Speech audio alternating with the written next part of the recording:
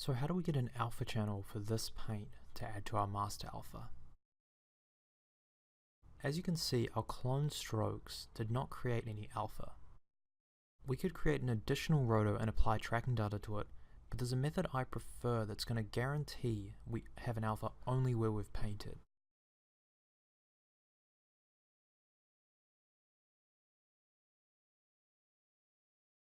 So open up the Roto Paint node and click this drop down arrow.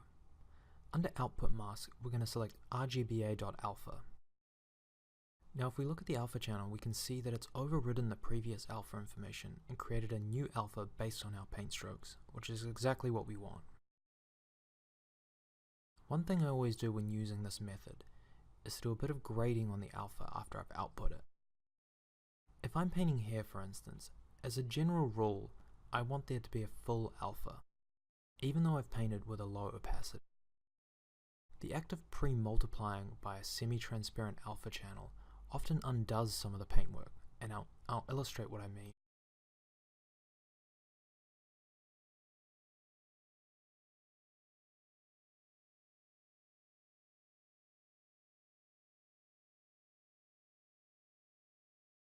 So I'm going to paint this marker out, and you can see it's mostly taken care of. Now I'm going to output an alpha channel, and then add a pre-mult. And then I'm going to over that over the plate.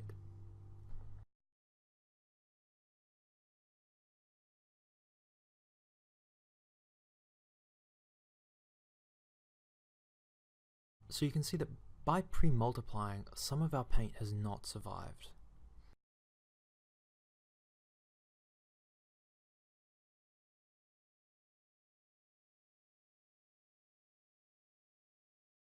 If we look at this pixel here, for example, which has noticeable red values, the alpha value is 0.96. So that means that 0.04 of the original plate is going to show through after we pre-multiply over our paint.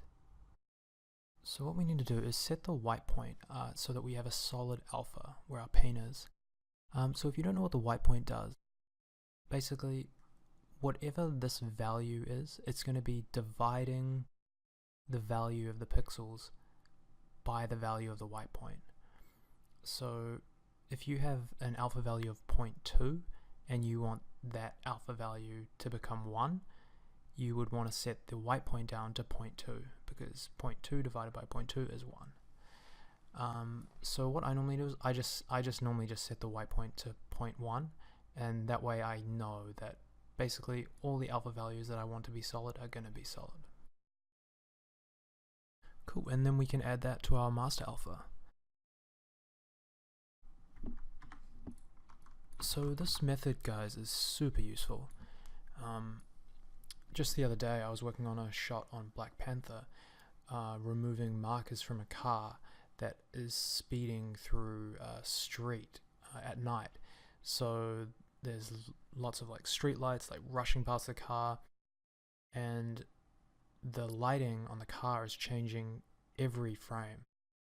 So if I was to try to do that with a still method, like using a patch, I would be trying to grade and like counter grade on every frame. Whereas like if you're just sourcing from the plate, sourcing from right next to the marker, it's sort of updating that new lighting information on every frame. And yeah, and also just the ability to get an alpha from your paint strokes is just so useful. It's a great workflow, and I use it all the time. For the next couple of markers, we're going to use non-live methods of cleanup. For the first one, we're just going to manually paint up one frame. So let's put a frame hold on frame 1.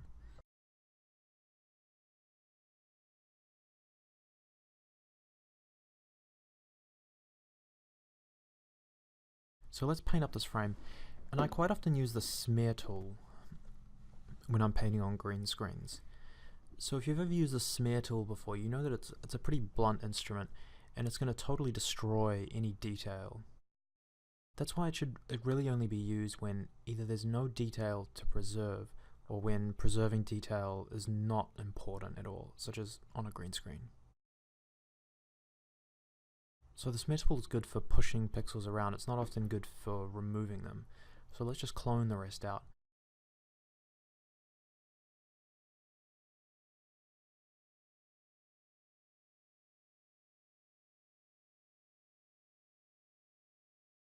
And then let's just blur it a bit too. Because all we really want here is a nice even paint. As we said, there's no detail to preserve here. And now we're going to draw a roto shape around the marker and multiply it by RGB again.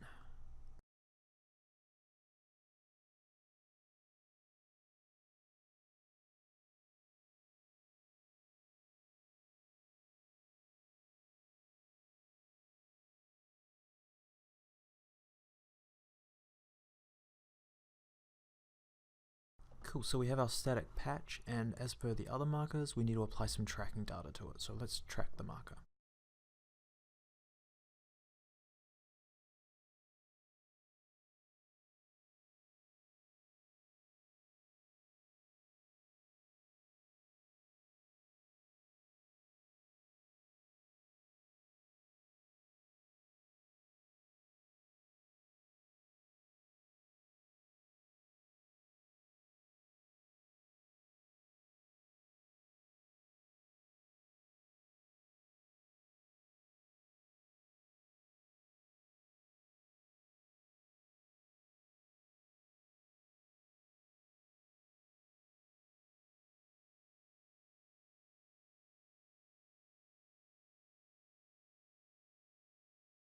Once that's done, we can put our tracking node after our patch, go to the transform tab, make sure the reference frame is correct, and then just select match move.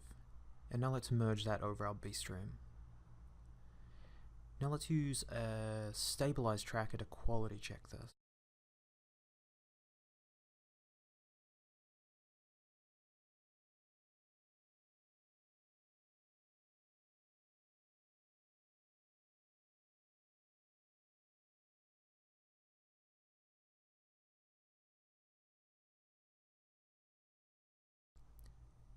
And if we play with the contrast a bit, we can see one of the drawbacks of non-live methods, and that is that our patch is not matching the plate, because the values of the surrounding pixels are changing and our patch is static. So we're probably going to have to make a grade node here and set a few keyframes.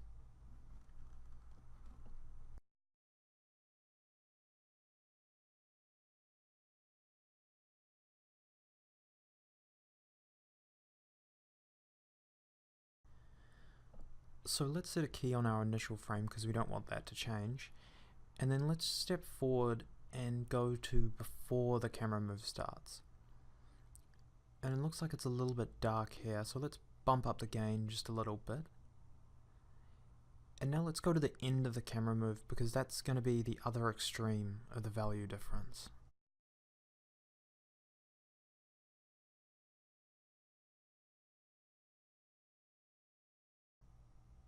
And then we can check some of the frames in between it. It seems like it needs to be a little bit brighter by this frame. And now let's play it through again.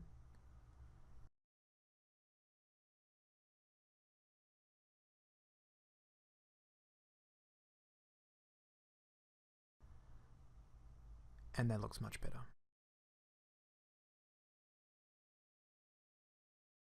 We can see that it's starting to get a little bit slower when we play back, depending on how fast your computer is. So while we're working, we can actually copy our plate and just hook up the B pipe straight up to the plate, because we don't really need it calculating the rest of this paint, when we're only really concerned about the marker that we're currently working on.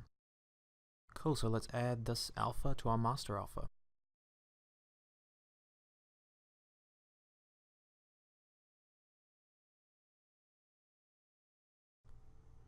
Now before we move on, once again, we're going to deactivate the patch on the frames we don't want it, so whenever part of Iron Man is over our marker. So we're turning it off for frame 13. Let's turn it back on at frame 15. Even though part of our patch is going to erode Iron Man, the marker is actually outside of his motion blurred edge, so we're going to bring this back in a separate manner. So on for frame 21, and then off for frame 22, off for frame 24 because it's inside our motion blurred edge, and then back on for the remainder of the shot.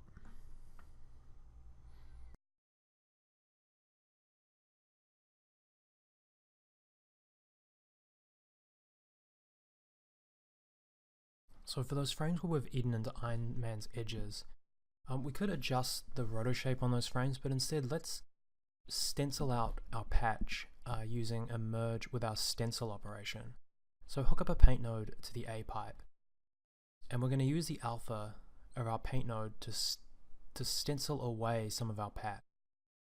So I tend to be quite rough with it at the start and sort of over paint it, and then I'll use the eraser and come at it from the other direction just because it's easier to see when you've removed the entire patch.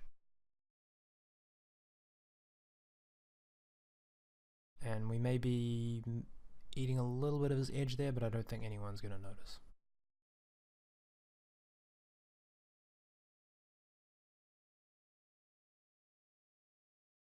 And now let's do the same thing on this frame.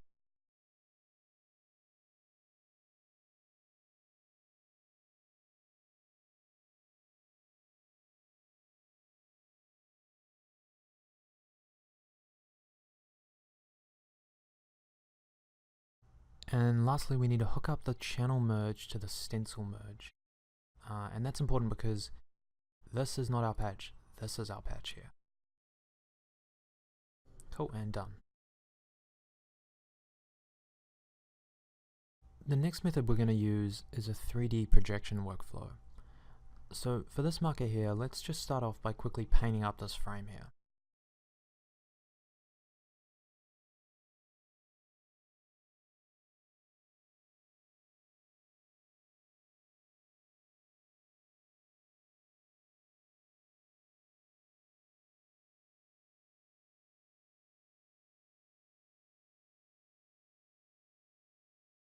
Now let's create a quick roto and multiply by RGB.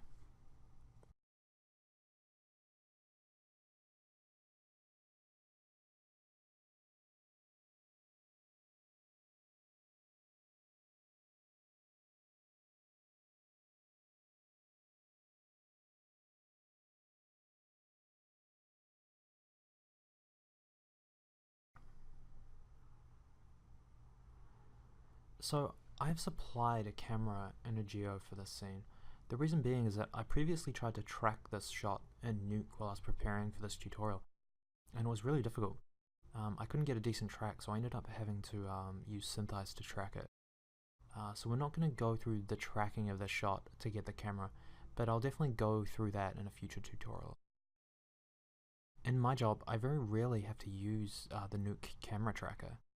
Normally when shots get delivered to the Roto paint department, they've already gone through tracking, so we'll have a camera already, and we'll usually get geometry for the set as well. In the case of this shot, our geo is just the wall, so that's this card here. So we have that, we have our camera, and now we're going to project our patch onto this card. So create a project 3D node and hook it up.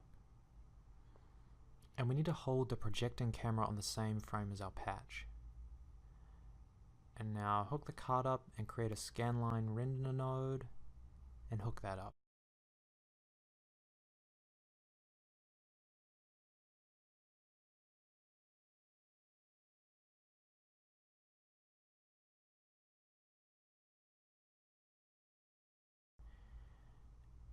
And we can see it's projecting properly.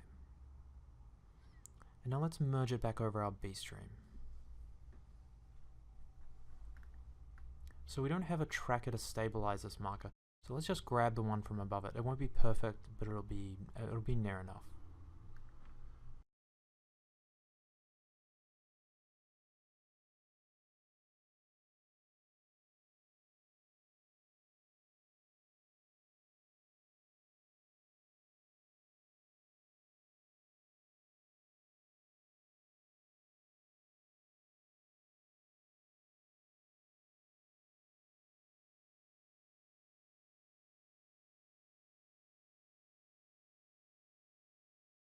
So you can see the same thing is happening as the last marker. So we're going to need to grade our patch. So let's set a keyframe on the reference frame, and then let's go forward and set another keyframe before the camera move.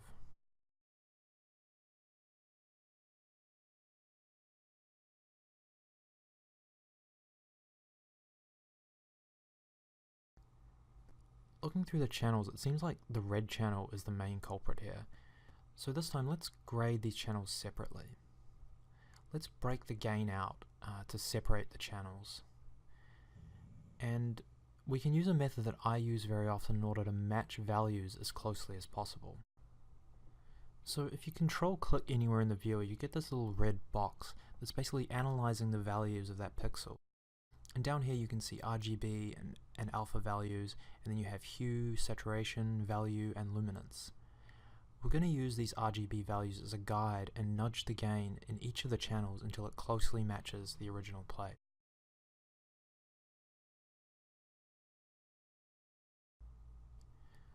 We don't want to just look at one pixel though, because there's quite a bit of variation depending on what pixel you have selected. So we want to look at an average of a number of pixels. So if you hold Control and Shift, you can drag a box out. Obviously we don't want any of the marker included in that box. So once you've done that, let's look at our plate by hitting 1. And then click on the Merge node and hit 2. So if you hit 1 and then 2, you're switching between the plate and the paint that we've done. Now if you hit W, it's going to activate the wipe. And so you can see down here, now we have the wipe activated, we can see the values from both viewers.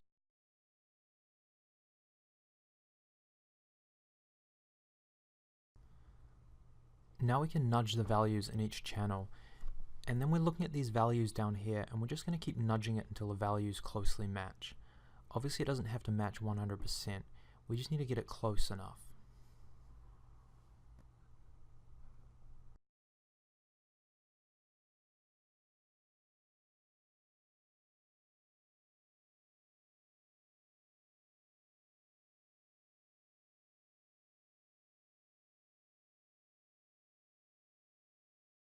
If we toggle the grade on and off, we can see it's looking a lot better now.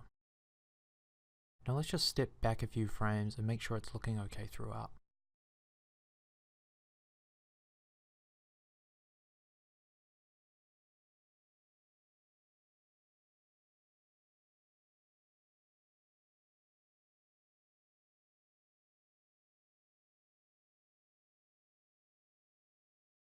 And it looks pretty good.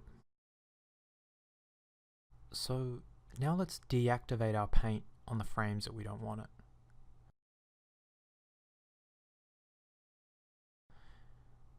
So it's on for frame 4, off on frame 5, off on frame 25, and on frame 26 until the end.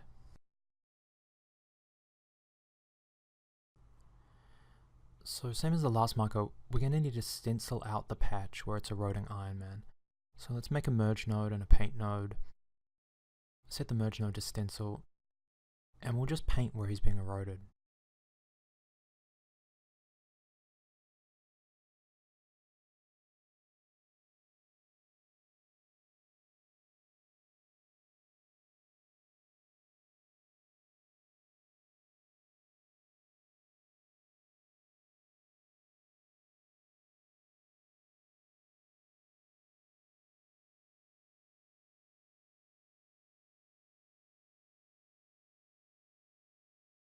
So now let's hook up a channel merge to our stencil and we're good.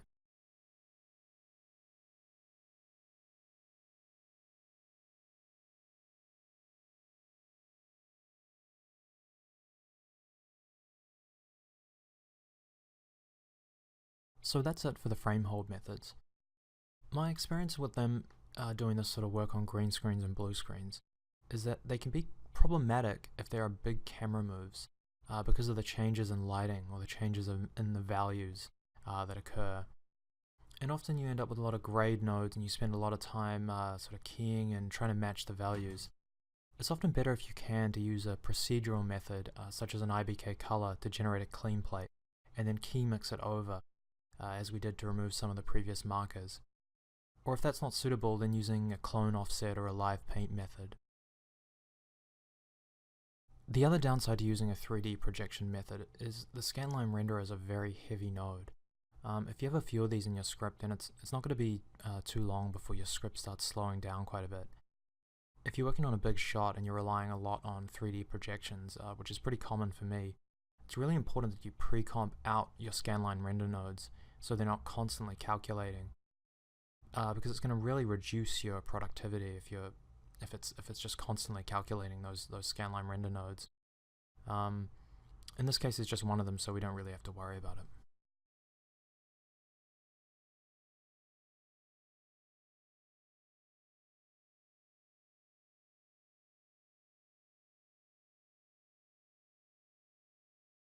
For this marker down here, we're going to use a blur unpremult technique.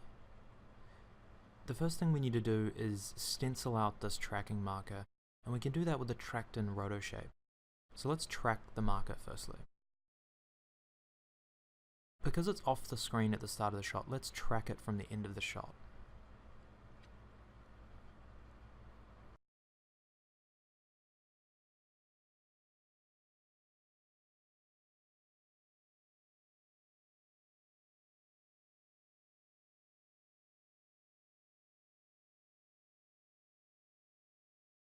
So now that we have that tracked, let's create a merge node and set it to stencil.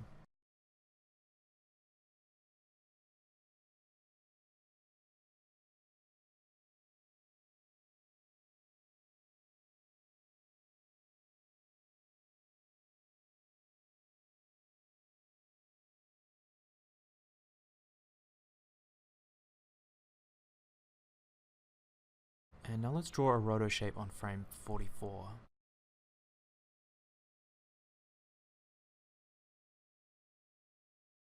So let's hook that up to the tracker, and let's set the reference frame to current frame and set the transform to match move.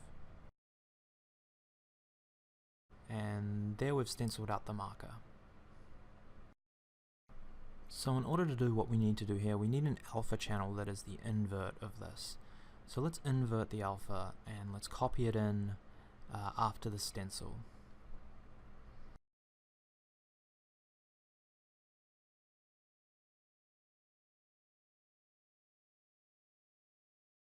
So now we have our alpha channel in there.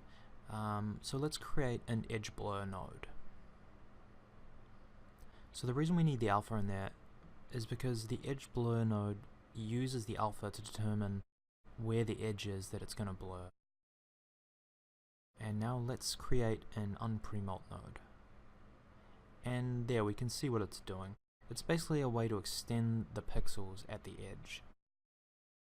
Now, in order to patch all of this black area, we need to increase the blur amount so that it extends inwards.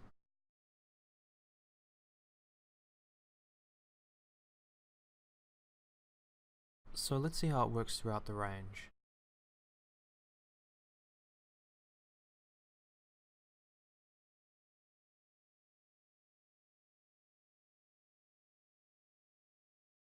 So when the marker is motion blurred, the shape isn't quite covering it, so let's set a keyframe at the end of the camera move.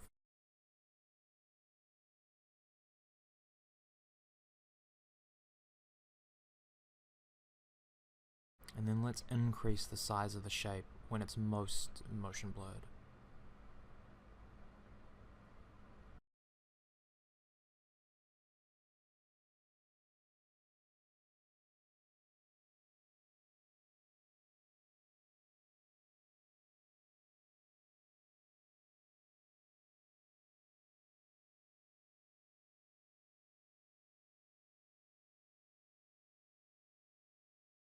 One thing that can happen using this method is you can get a point in the middle where you'll see quite a contrast in values, and that's because you're pulling pixels from either side, and the values of those pixels are not necessarily the same. And we can deal with that just by adding a blur, and we can actually mask that blur too by just the area that we're concerned with. So you can see that's improved things. Now we need an alpha channel for the patch so we can pre-multiply it and merge it back over our paint. So we have this alpha, but this is a hard alpha which we don't really want. We want something a bit softer than this. So we could use a blur node, but what this is going to do, it's going to eat into a paint that we've done. So let's add in a road before the blur and dilate it out by say 10 pixels, and then have a 10 pixel blur after it.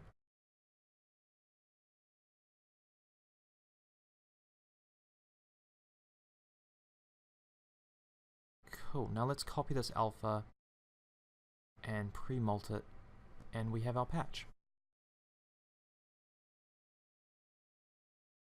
Cool, so let's do our thing where we add this to our master alpha, and let's copy the tracker node so we can do some QC.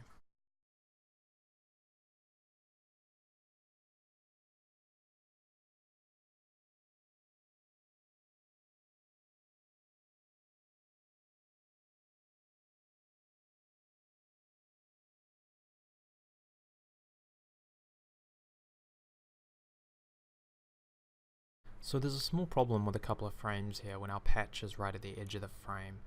We have some red values coming through. And the reason for that is if we click on the viewer and click show overscan, we can see what's happening. These orange pixels here are being stretched out. And so although you can't see them, they're actually being blurred into the frame. And this is the result that we're getting.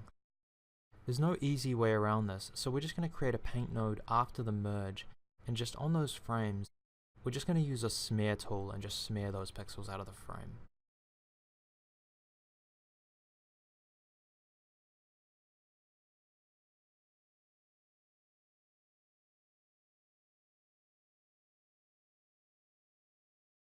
And that takes care of that problem. Now, with these paint strokes, we don't really need to worry about getting the alpha from them. Normally any paint we do, we need to have the alpha for it. But in this case, we know that these strokes were inside this patch. So we already have that alpha, so let's not concern ourselves with that. So maybe this method also seems a little bit messy compared to the other methods.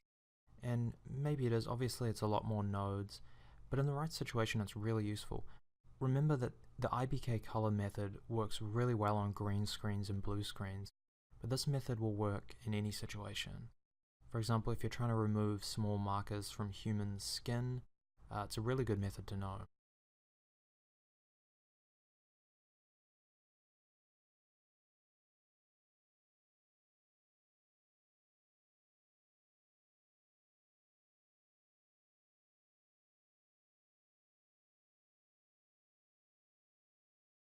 For all the markers that we've done so far, we've had to rely on tracking data on account of the moving camera, and that's pretty normal. For this marker up here, let's look at a way that doesn't require having a camera or having to track markers. The reason we need to track markers is so we can have a moving area or a patch covering the tracker that is going to be cleaned up. So basically, all we need is a traveling alpha, and we can get that alpha by pulling a key instead. So there are many ways to pull a key. Any of the keying nodes like Keylight or Primat or Kia will do the job. In this case you could even use just the red channel and just grade that. But we'll use the Primat because it's nice and quick. So let's hook up a Primat. And I normally just select Simple Select BG Color. And we want to start by just control clicking on one of the pixels in the center of the tracking marker. And then we want to switch to Clean BG Noise and start selecting more of these pixels in the tracking marker because we want this to be a solid black that we're then going to invert. And using Control Shift selections is going to make this quicker than just selecting individual pixels. The other thing you can do if you want is hold Control and then you can just drag the mouse around.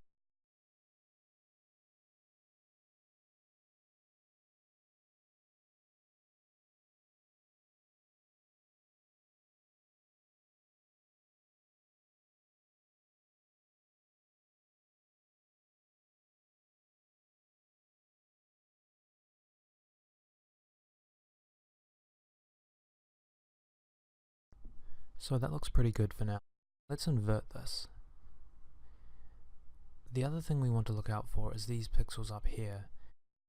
We don't want any of this alpha information near our marker mat, So let's use the primer to clear some of this away. So select Clear FG Noise, and let's start selecting some of these values. And if we slam the exposure, we can see that the marker is comfortably sort of isolated from these pixels. And we should play through the frame range just to make sure there aren't going to be any surprises.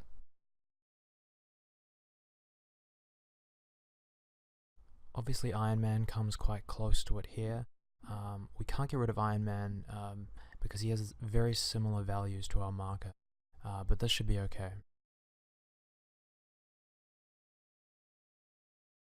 Cool, so the next thing we need to do is to improve our matte for the marker. Obviously it's soft, so it's going to be leaking those red values through. And we also want the patch to be larger than the marker itself, because we always want a little bit of buffer. And we're going to want a feather on it as well, so it blends nicely with the plate. So let's start by making this a solid alpha, and a cool way to do that is using a clamp node. If you set the maximum value to 0 and enable the max clamp 2, that's going to give you a solid alpha. So even the smallest of alpha values is going to have a value of 1. Now let's create a dilate node, which for some reason you create by typing erode, and let's make it 5 pixels bigger. And then let's create a blur, and let's blur it by about 4 or 5 pixels. And there we go, we have our alpha for our marker. Now we still need to isolate this marker from all the other alpha information, including Iron Man. And we can do that by just creating a Roto node and just using a Roto shape to just stencil away the parts of the alpha that we want. So let's draw a shape around the marker, and let's set the output to none and pre-molt by alpha. Now because of the moving camera, we just need to step through the shot and just set some rough keys for this. So let's disable the Roto node so we can see what we're trying to exclude. And let's just go through the range real quick.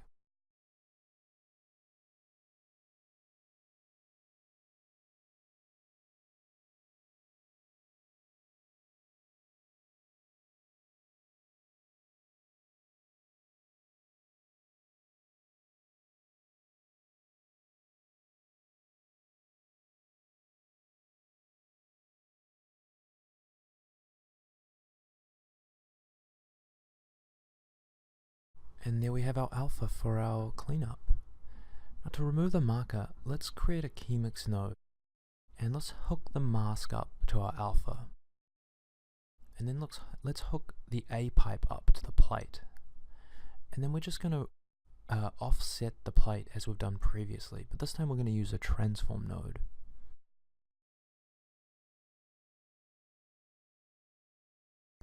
So looking at the plate here, it looks like the best place to offset from is maybe to the left of the marker.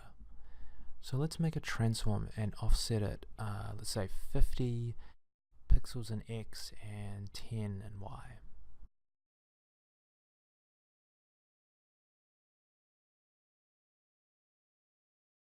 We're sourcing from a brighter area, so let's just stick a grade in there as well.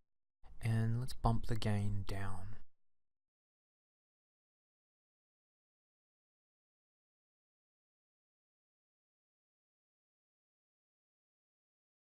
And now let's just play it through.